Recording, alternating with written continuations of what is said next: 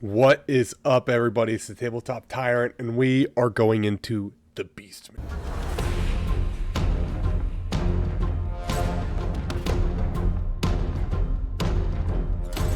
So, we got some really cool stuff to talk about today. This is a getting started guide for anyone looking to play Beastmen, get in the Beastmen, or are just any of the guys that enjoy this kind of army. Now, we're going to cover a little bit of their army special rules, talk about the lore of the wild, kind of go into a couple magic items, starting an army, key units to add, and my conclusion at the end of it.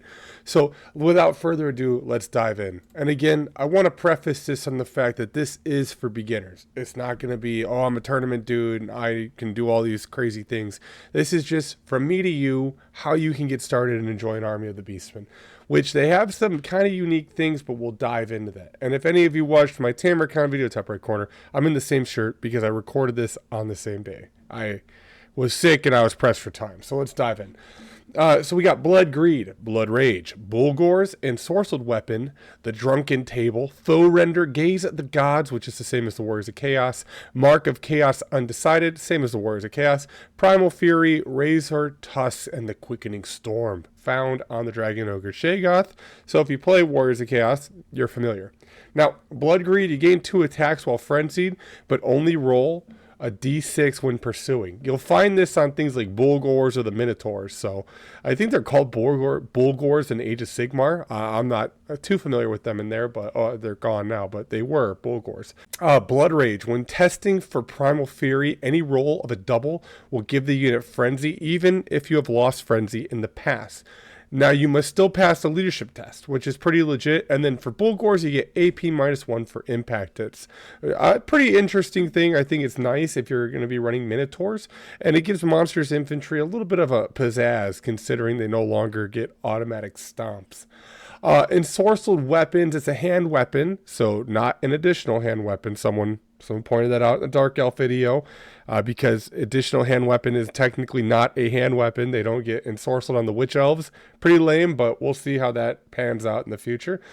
So if it is a additional hand weapon, no. A regular hand weapon gains magical attacks and AP -1. So be careful when building your army if you're going to be going into a competitive event to make sure you abide by the absolute wording. Now, someone like the Witch Elves, I would let get the ensorcelled weapon, on their additional hand weapons, but that's just me, and that's not everybody. So the Drunken Table is something you roll on for Centaurs. The whole caveat with them is they're alcoholics, right? And I would be too if I was half horse, half man. So on a 1, your movement is instead reduced to D6 +2. On a 2 through 5, it's normal, and on a 6, you gain Frenzy, even if you've lost it. And you roll at this, I believe, in the beginning of each turn subphase, and that is awesome. All right, so the full render, while subject to Primal Fury, gains AP -2 on this weapon. And it's on the Champion of the Gors, I believe. Now, Gaze of the Gods, something you roll in your command phase. You could choose to roll on this table. Not going to go into everything it does. Mark of Chaos Undecided, you get to reroll any Fear, Panic, or Terror test, which, it's pretty good. Now, Primal Fury is something that kind of took a dip from previous editions, in my humble opinion. When choosing a unit to fight with this special rule, make a leadership test. If you pass, you get to reroll any failed to hit rolls of 1. Again, it's honestly a super massive downgrade from the previous edition. In the previous edition, you'd get Hatred if you passed, and on double 1s, you got Frenzy and Hatred. So it was pretty cool. Beastmen needed it. I feel like it was already going to be a tight gambit in the first place, but only being able to reroll hit rolls of 1 is going to be a little bit of a pain in the ass, especially when we go into Skirmishers later on when we talk about those units. AP 1 for Razor Tusk. So the Quickening Storm is a 5-up ward save to any magic missile or vortex, which there are a lot in this game that people tend to use. And in addition, you gain Storm Call and gain Quicken, which is +1 attacks and +1 initiative. And I believe this is only on the Shaygoth, but I don't know 100%. I'd have to go through and re-look at it. And then let's move on to the next. So Skirmishers. All right. Let's dive into this. Gors, Ungors, Harpies, Centaurs. Those 4 units, which chew up your core, are Skirmishers. Now, Not only do I hate the tediousness of moving individual models in fantasy, I feel like it's okay when it's like 40k, but you're going to want to run smaller units. I would even say go the bare minimum. So when people shoot at a skirmisher unit, they're -1 to hit because they're such a small, the whole idea is they're such a small unit. 2, when shooting, you don't need to worry about facing with skirmishers, so really great on Ungor raiders. But you'll notice I threw Gors in there and Centigors. The Centigors are fine. I think that'll work. You're going to only really run 5 at a time anyways and use them to hit. But where Skirmishers falls on his face is even when you rank up, you don't get rank bonuses. And to further it, they're not counted as disrupted if you hit their flank or rear, which is kind of a huge drastic downside for these. There are, I think, ways to take Minotaurs and some Bastigors as core based off your general to chew up those points. But in the Beastmen army, I'm going to go out on a limb and say keep your core super freaking minimum. And I would spam Ungor raiders and just get those bows on them, go around, do some harassing fire, stay hidden, because if you get wiped out as a skirmisher unit, you'll still force a panic check on friendly units. So that's still pretty rough. I would almost say that Gors are not the best unit to take in terms of this rule. I'm sure there are ways to do it, but as a beginner, stick to the Ungor raiders, use your archers, play with some terrain on the table, make sure you're utilizing the terrain to your advantage, and really focus on getting that rule down before you branch into Gors. And I would even say Centigors are good to kind of dive into. So with that being said, I kind of want to just talk about this. Here is also how the formation of Skirmisher looks as for the rulebook. And if you want to look up the rules for Skirmisher, you can find it on page 184 and page 185 of the main rulebook. So I hope that's able to help you on that one. Moving forward, so there's the Lore of the Wild, Viletide, Devolve, and the Mantle of Gorok. All really awesome spells. I really do like the Lore of the Wild. So for anyone that's new to the old world, maybe you've been holding off, you've been waiting to get your hands on Beastmen. You are going to generate your spells randomly. You'll roll for your spells. You can choose to trade one for a signature, or you can choose to trade one for any of these Lore of the Wild. I'm going to leave it entirely up to you to look into them. I don't want to influence anyone's opinion. I like Viletide and Devolve, but the Mantle of Gorok is also really good as well. So I'm going to leave that on you. Now, magic items. What are they? You got the Primeval Club, the Hunter Spear, Totem of Rust, and the Banner of Outrage. I'm going to cover my favorite one of these 4, and that would be the Totem of Rust because it reduces the armor save. Yeah, it reduces yours as well, or anyone in base contact, but you know, things like, I don't know, Gors don't really have the best save. And if you hit a flank with a skirmisher unit of 5 Gors, you can see how you could screw a unit of Chaos Knights up by making that save crap, especially if you hit them in the front with something like Minotaurs. So there are ways to make these magic items work, and again, you still get access to all the common magic items in the main rulebook. These are just a couple that I would suggest looking into, especially the Totem of Rust. So moving from here, starting an army, we got a new box coming out. We get a freaking Ghorgon / Cygor. They build the same model. The Cygor is really cool. He's got a special rule called Ghost Sight, which really screws over magic users, which I think is great. You get those Ungor Raiders, which I think is really nice. And then there's Gors that come in the box as well. Now, I'm going to preface this really fast for everybody. I do not know if the Gors are going to be good. Because I think the Arcane Journal might maybe give them close order or at least open order, where it could potentially impact how they play on the tabletop. They might have a formation they can take where there's marked Gors or there's Pestigors or Corn Gors.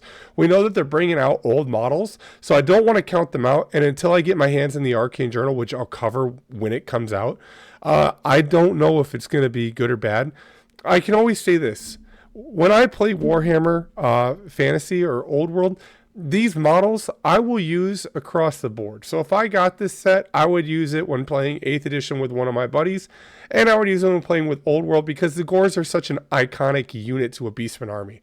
I think they're fantastic. They're some of the oldest models that have really stayed true. And 2, if you play 40k, you can convert them with guard bits and make your own like kind of chaos guard. So either way, it's not a lose-lose. You can always resell the Gors, repurpose the Gors, and you're getting a pretty good value when it comes to terms of models on in the box. Now, things that I think should be noted, and this is just a personal preference of mine, I would stick with the Cygor in the box. The Ghorgon is really cool, and I would recommend getting an additional one and making a Ghorgon down the line. But the Cygor is just freaking boss, man. I painted both of them, and the Cygor is my favorite to paint. He is a little bit nifty. He's like a stone thrower in a sense, that boulder. But I like him for the ghost sight. I like that he messes with wizard users. And personally, I like the way it looks. And that's just, from me to you, I like the Cygor. What do you guys? Do you guys like the Ghorgon? Why do you like the Ghorgon? I think those are all really unique questions. One thing I will say is a huge miss. I was hoping, and this is, I know in my heart of hearts they weren't going to do it, but I was hoping they'd maybe make the chariot plastic, because the chariot is pewter. But we're going to go in the alternatives as well. So let's go to the add-ons. Where to go from here? I think that you don't get a character in that box. And while, yes, you can convert one, they have some really awesome characters coming out. And I don't think that this is going to be an army where, and I might be wrong, I don't think it's going to sell out entirely. They are bringing over the Age of Sigmar Gore leader, which is freaking awesome. I think his name was like Dashrak. They have a named character coming out in resin. They have some awesome Great Bray Shamans, some Centaurs. Goros Warhoof is making a return. I don't know if he has a named character or not, but he is going to be making a return. And then on top of it, too, there's going to be things like the Jabber Scythe. This is all really amazing things, but I personally would say that if you're going to go forward, do the Praeton, because that thing is freaking dope, half elk, half fucking craziness, right? Go for a Jabber Scythe, because I think that they look fun and they're awesome to paint. Bestigors for that good close order infantry block. Minotaurs for some monstrous cav. And I would almost say add yourself a Ghorgon. Now, determining on what you think looks cool as a general, I myself love the Doom Bull Mini. I think it's fantastic. I would main it as a general between like friendly games.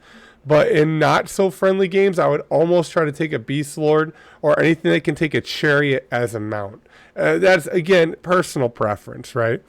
I think that if you're going to run some Centaurs, you're better off running a Centaur hero with them.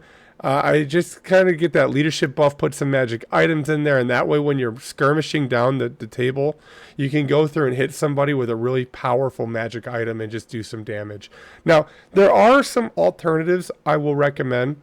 Twin Ravens Miniatures, if you 3D print, is a great alternative site. There's also my personal favorite, Avatars of War have been my go-to for fantasy models. I support them quite a lot. I like the sculptor. He's a fantastic sculptor. I think he really hammers home the fantasy feel when it comes to any of the sculpts he does. And I think his Centaurs are outstanding and fun. I'm currently printing some, and I will do a review on it when they're all done.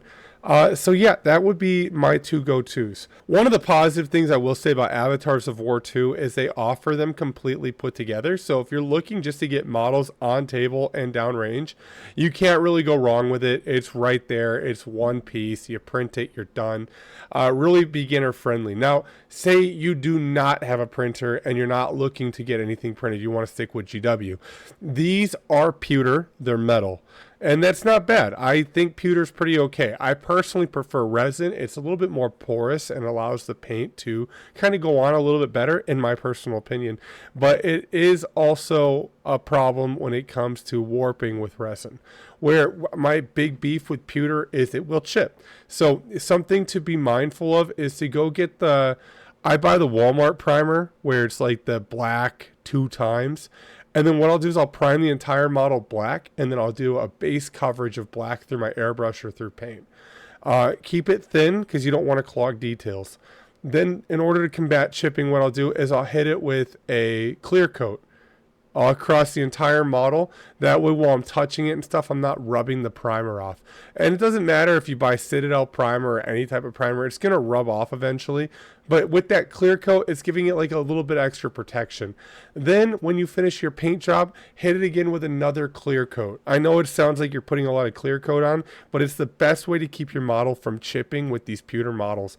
And with Beastmen, you're dealing with a lot of pewter. So just some things to be mindful of. Now, I know this was a bit quick. It's meant to be. It's a beginner's guide, and I'm trying to really chop down on the amount of time I spend talking about everything.